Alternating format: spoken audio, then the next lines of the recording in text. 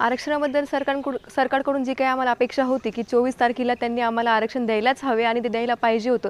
जे काही कालच्या अधिवेशनामध्ये झालं, तर शिंदे साहेबांनी हा जो टाईम वाढवून घेतला, हा त्यांनी स्वतः आलेली समिती जेव्हा इकडे आली लोक त्यांनी स्वतः हा टाईम मागून घेतला होता.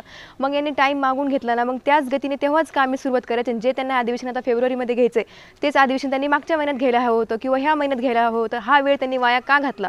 आणि घातला तर घातला. हे 3-3 वेळेस वेळ मागून गेले. म्हणजे कसं आहे ना, ते लांडगा गोष्ट झाली ना, सेम तशी झाली. म्हणजे आता इथून पुढे सरकारवर विश्वासही नाही आणि कोणत्या म्हणजे प्रूफ काय सरकारचा की बाबा हां आम्ही तुम्हाला आताही टाईम वाढून दिला. जे तुम्ही मागे केले तुमची जी हिस्ट्री पाहिली आपण तर ती सेम आहे की बाबा तुम्ही टाईम मागून घेताय, काही नाही काही कारण काढताय आणि समोर ढकलताय. मग असं न करता सरकारने जो काही मराठा समाजात शांत आहे त्यांना संत समजू नका. आणि जर मराठा एकदा खवळला तर मग सरकारला माहितीच आहे काय होत असतं काय नाही.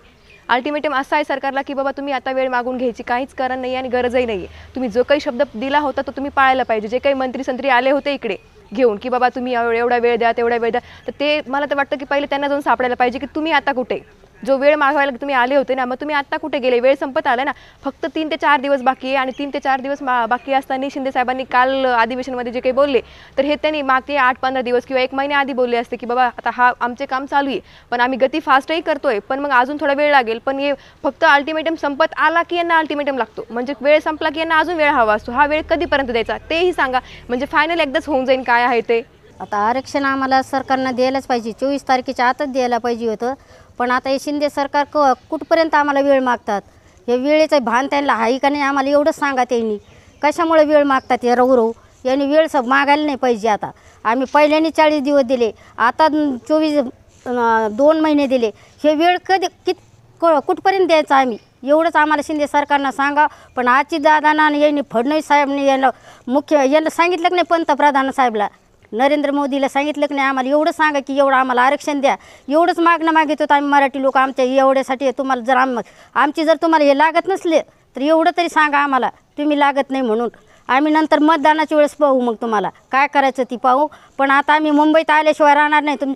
सगळे आई बहिणी सगळे येणार म्हणजे येणार. आम्ही सगळे मराठी लोक येणार. 5 कोटी लोक येणार याच्यात मुंबईमध्ये येणार. मग तुम्हाला काय करायचं तुम्ही तिथून पुढं पाहून घ्या. मग तुम्हाला आम्ही दाखवून देणार आहे मराठी म्हणजे काय आहेत. आम्ही कोणापुढं झुकणारे नाही. आम्ही आमच्या ताटातले देणार आहेत. आम्ही कोणाच्या ताटातले घेणारे नाहीत. आम्हाला एवढं मराठी सगळ्याला माहिती आहे. एवढं फक्त आमचं ध्यानात 24 तारखेच्या आत आम्हाला हे पाहिजे, आरक्षण पाहिजे. हे कशामुळे वेळ घेतला होता शिंदे सरकारनं? आम्हाला एवढं द्यायला पाहिजेच नव्हतं. फडणवीस साहेबसुद्धा म्हणले नाही का आजीदादा का गपची बसले? आजीदादाने सुद्धा याच्यात घेऊ नये का मग थोडंफार काहीतरी? हां आजीदादाने म्हणायला पाहिजे की नाही? हे 2 मुख्य मंत्रींनी म्हणायला पाहिजे की नाही यांना की निदान मोदीला तरी सांगायला पाहिजे की नाही पंतप्रधान साहेबला की तुम्ही असं यांच्याकडे लक्ष द्या. इतका मराठी लोक एवढा अंतपाना असतो का? कशाबद्दल पाहते ते अंत? काय केलं आम्ही यांची चुकी? आम्ही मतदान दिलं म्हणून का? आमचं म्हणणं एवढंच आहे की आम्हाला 24 तारखेच्या आत आम्हाला आरक्षण पाहिजे. नाही आता आम्हाला अपेक्षा तर आरक्षणाचीच आहे. आणि काल त्यांनी सांगितलं की बाबा तुम्ही आम्हाला वेळ द्या.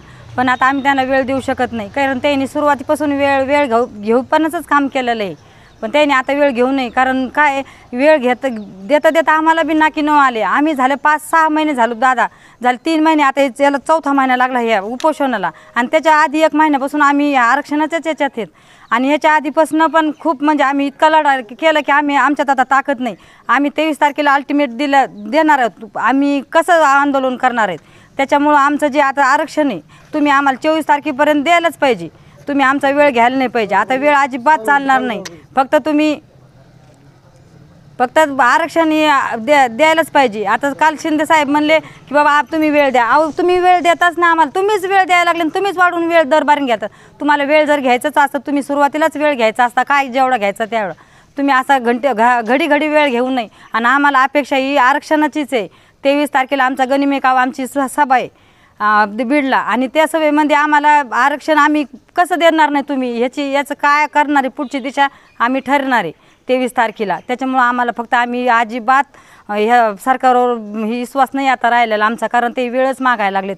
आणि आम्हाला म्हणजे समाधानी पण नाही दादा आम्ही. कारण दादानी जे एकच सांगितलं आहे की आता आम्हाला आरक्षणच द्यायला पाहिजे. आम्ही तुम्हाला आता वेळ देणार नाही. तुम्ही किती वेळ मागा काही करा पण आमची दिशा आम्ही तुम्हाला 24 तारखेला स्पष्ट करणार आहोत. तुम्ही तुमची दिशा स्पष्ट केलेली आहे पण तुम्ही आम्हाला आता तुम्ही दरबारीने तुमची दिशा स्पष्ट करायला लागली वेळ घ्यायला लागली. आणि तेवढ्या वेळेत तुम्ही काही आम्हाला आरक्षण देणार नाहीत.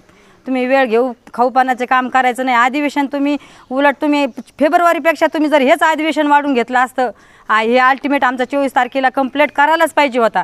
कारण तुम्ही खूप आता तारखेवर तारखे घ्यायला लागले. हे जण काय लहान लेकराचा खेळ असल्याने करायला लागले दादा तुम्ही. सगळ्या माझ्या दोन्ही उपमुख्यमंत्री मंत्री आणि मुख्यमंत्री यांना माझी विनंती राहील, अजून बी तुम्ही आमचा वेळ घेऊ नका आणि आम्हाला 24 तारखेला आरक्षण द्या.